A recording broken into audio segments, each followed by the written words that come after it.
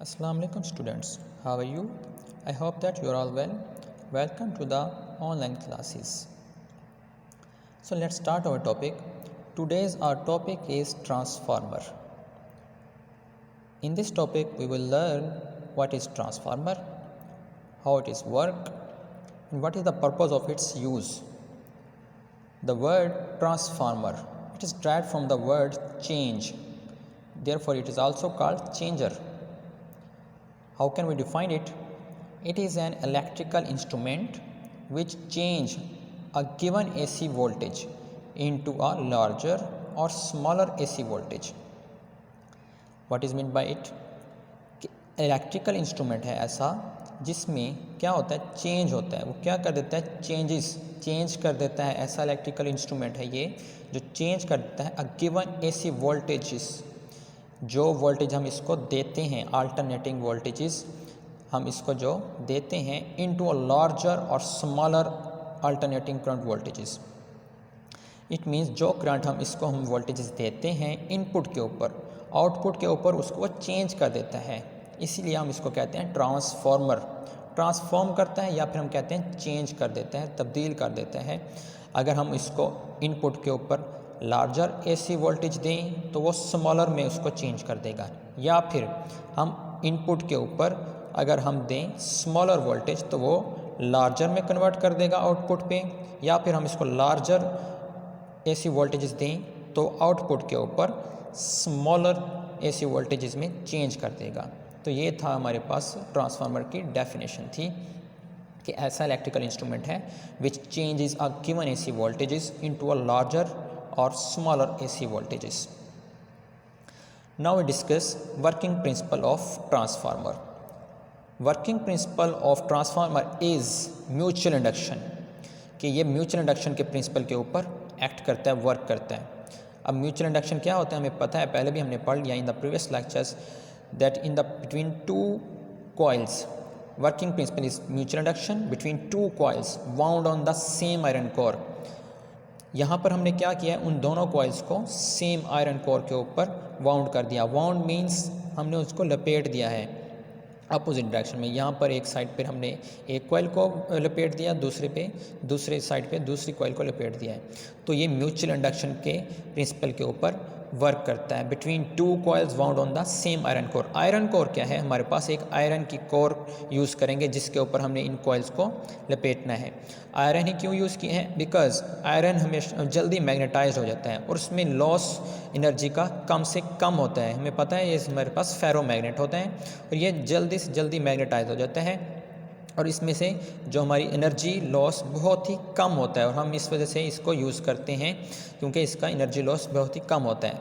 Next हम कहते हैं कि हमारे पास जब भी हम करंट देते हैं किसी प्राइमरी कॉइल को, प्राइमरी कॉइल क्या है, हमने म्यूचुअल इंडक्शन में पढ़ा था कि जिस कॉइल को हम इनपुट के ऊपर वोल्टेज या करंट देते हैं उसको हम प्राइमरी कॉइल कहते थे और आउटपुट पर जिससे हम करंट लेते थे उसे हम सेकेंडरी कॉइल कहते थे.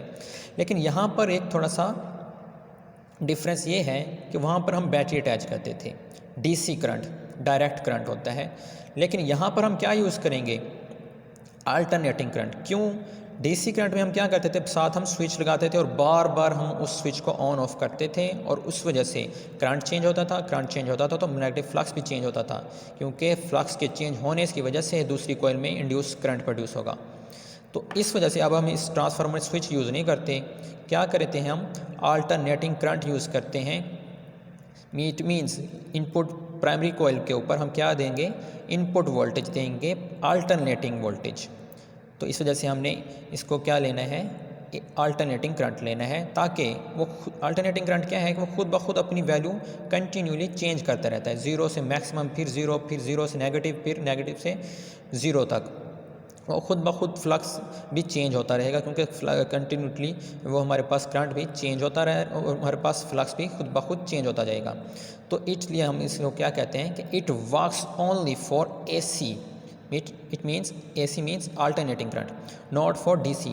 ये डायरेक्ट करंट के ऊपर ऑपरेट नहीं करता, ये वर्क्स किस पे ऊपर वर्क करता है, it works only for AC current, alternating current के ऊपर ये वर्क करेगा.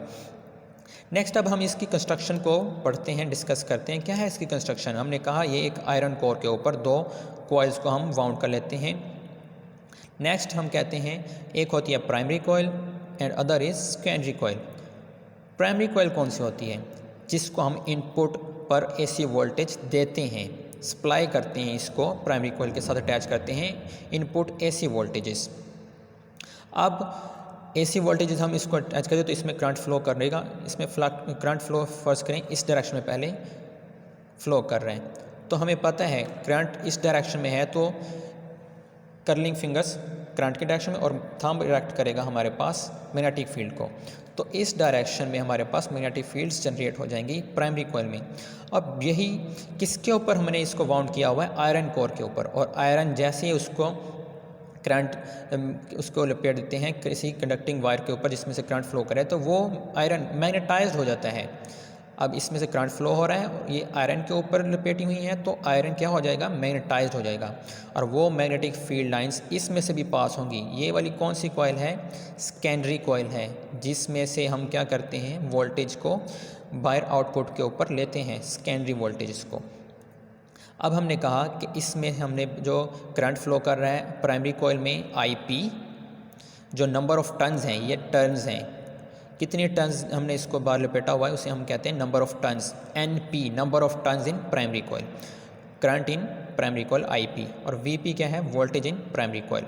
अब यहाँ पर वोल्टेजेस तो कंटिन्यूली चेंज हो रहे हैं और इसमें फ्लक्स प्रोड्यूस हो रहा है और फ्लक्स चेंज भी हो रहा है। अब हमने कहा कि ये आयरन के ऊपर लपेटी हुई है तो आयरन मैग्नेटाइज हो जाता है और उसमें मैग्नेटिक फील्ड इस तरह अलाइन हो जाती हैं, तो वो किस में से पास होती हैं? सेकेंडरी कॉइल में भी पास होती हैं। तो जो इधर चेंज हो रही हैं इसमें भी चेंज होंगी, तो फ्लक्स के चेंज होने की वजह से इधर क्या प्रोड्यूस हो जाएगा? Current, induce current. तो यहाँ पर क्या हो जाएगा हमारे पास? Current IS means secondary coil में current. Next number of turns in secondary coil, उसको किससे शो करेंगे? NS से। तो हमारे पास यहाँ पर क्या मिलेगी हमें?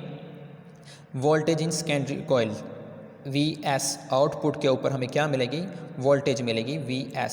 तो इसे हम सेकेंडरी कॉइल कहते हैं जहाँ पर हम आउटपुट पर वोल्टेज लेते हैं। तो ये इसकी बेसिक कंस्ट्रक्शन थी। यहाँ पर हमारे पास अल्टरनेटिंग करंट इनपुट पर दे रहे हैं और यहाँ पर हमारे पास आउटपुट पे भी वही अल्टरनेटिंग करंट ले रहे हैं। नेक्स्ट हम कहते हैं कि it consist of 2 coils of copper. Copper की ये कॉइल्स होती हैं magnetically linked to each other. इनका जो लिंक होता है वो मैग्नेटिकली होता है। इट मीन्स इनका जो आपस में लिंक्ड है मैग्नेटिकली है। एक में मैग्नेटिक फील्ड चेंज होती हैं, दूसरे में भी वही पास होती हैं, तो उसमें भी वो चेंज होती हैं, तो इस वजह से उसमें भी इंड्यूस करंट प्रोड्यूस होता है। इन दोनों के दरमियान देखें कोई भी इलेक्ट्रिकल कनेक्शन नहीं है। तो ये थी इसकी बेसिक कंस्ट्रक्शन। ना हम देखते हैं कि इसकी फर्दर टाइप्स कौन सी होती हैं। टाइप्स को कंसिडर करने से पहले हम देखते हैं कि पहले अगर हमने यहाँ पर पॉजिटिव साइकिल लिया था इस अल्टरनेटिंग करंट का, तो करंट इस डायरेक्शन में फ्लो हुआ और मैग्नेटिक फील्ड की डायरेक्शन इस तरफ, ये मैग्नेटिक फील्ड की डायरेक्शन। अब हम कहते हैं कि इसकी हम डायरेक्शन को चेंज कर देते हैं, मतलब अब यहाँ पर नेगेटिव साइकिल आएगा। वो कैसे हम इसको शो करवाएंगे? उसको शो करवाने के लिए हम देखते हैं कि अगर यहाँ पर नेगेटिव साइकिल आया तो ये ऊपर वाला नेगेटिव और नीचे वाला पॉजिटिव। अब करंट इस डायरेक्शन में फ्लो करेगा, तो इस डायरेक्शन में फ्लो करेगा तो हम कर्लिंग फिंगर इस डायरेक्शन में और अपवर्ड डायरेक्शन में मैग्नेटिक फील्ड प्रोड्यूस होंगी। अब डायरेक्शन क्या हो जाएगी मैग्नेटिक फील्ड की? इस डायरेक्शन में हो जाएगी, तो करंट भी उसी डायरेक्शन में हमारे पास देखें, ऊपर नेगेटिव नीचे पॉजिटिव, आउटपुट पर भी हमें वही करंट मिलेगा। नेक्स्ट हम कहते हैं कि हमने प्राइमरी कॉइल मैंने बता दिया था कौन सी होती है, सेकेंडरी कॉइल कौन सी होती है। अब हम उनको डिफाइन किस तरह करेंगे?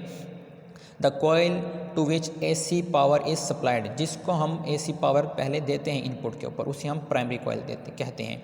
और उसके number of turns in primary coil को शो करते हैं NP के साथ। सेकेंडरी कॉइल क्या है? The coil through which we obtain AC power और AC वोल्टेज, वो कॉइल जहाँ से हम AC वोल्टेज ऑब्टेन करते हैं आउटपुट के ऊपर, या पावर ऑब्टेन करते हैं या करंट ऑब्टेन करते हैं, सेकेंडरी कॉइल को उसे कहते हैं। Number of turns in secondary coil किससे शो करते हैं? NS से शो करते हैं। अब हम कहते हैं VS इसमें प्रोड्यूस तो हुई है voltage in secondary coil. Voltage primary coil में हमने बढ़ाई तो इधर भी हमने क्या देखा? वोल्टेज सेकेंडरी कॉइल में भी बढ़ी। तो इधर हम वोल्टेज दे रहे हैं इसको और प्रोड्यूस हो रही है दूसरी सेकेंडरी कॉइल में भी। अब उसकी वैल्यू किसके ऊपर डिपेंड करती है, अब हमने वो डिस्कस करना है। डिपेंडेंस ऑफ वी एस है हमारे पास secondary voltage in secondary coil. हम देखते हैं कि जिस तरह हमने कहा कि वोल्टेज अगर प्राइमरी कॉइल में बढ़ाएं तो सेकेंडरी कॉइल में बढ़ जाती है। It means voltage is secondary voltage जो हमारे पास है voltage in secondary coil is proportional to the VP primary voltage in primary coil. Next हम देखते हैं वोल्टेज डायरेक्टली प्रोपोर्शनल होता है एन एस क्या है, number of turns in secondary coil. Number of turns अगर हम बढ़ा दें सेकेंडरी कॉइल में हम देखते हैं वोल्टेज भी बढ़ जाते हैं, तो ये रिलेशन हमने देखना है। नेक्स्ट हम देखते हैं अगर हमारे पास नंबर ऑफ कॉइल्स में बढ़ा देते हैं, प्राइमरी कॉइल में टर्न्स बढ़ा देते हैं तो वोल्टेज डिक्रीज़ हो जाती है। इनका रिलेशन आपस में इन्वर्सली प्रोपोर्शनल है। नेक्स्ट हम इसको डिस्कस करते हैं।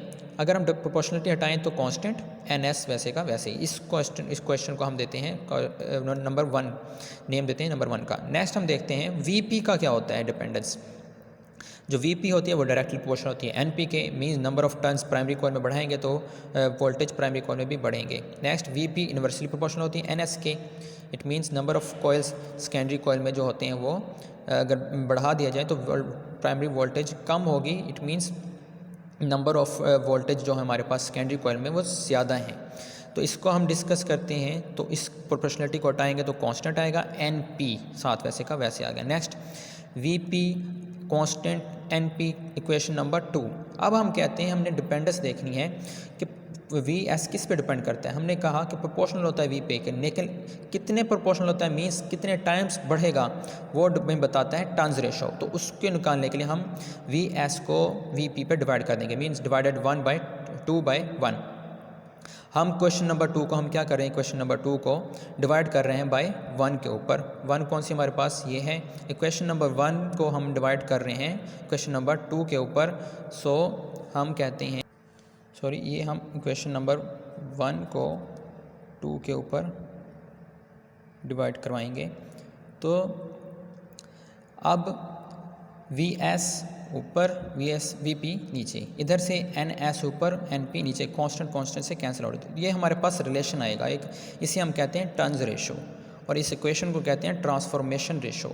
अब हमने देखा था कि वी एस किस पे डिपेंड कर देता है, वी पी इधर जाएगा तो मल्टीप्लाई हो जाएगा। अब हम देखते हैं कि वी एस प्रोपोर्शनल तो था लेकिन कितने टाइम वो हमें बताएगा turns ratio N S over N P.